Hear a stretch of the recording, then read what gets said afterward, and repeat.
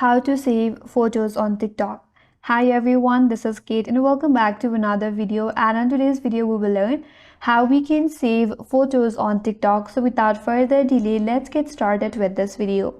First of all, launch TikTok application in your mobile device and make sure that you're logged into your preferred account.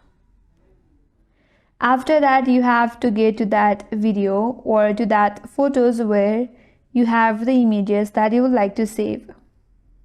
For now, I will just search for some photos, and here are the few photos that we can save it in your gallery. So once you're there, tap on the share icon at the bottom right corner.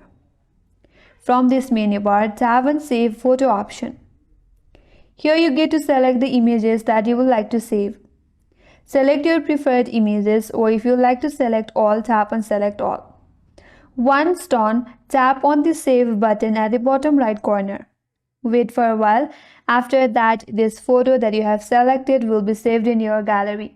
So in this way, you can simply save photos on TikTok, and that's all for today's video. Hope this video was helpful, and if you're new to our channel, consider subscribing. Thank you for watching and stay tuned for more videos.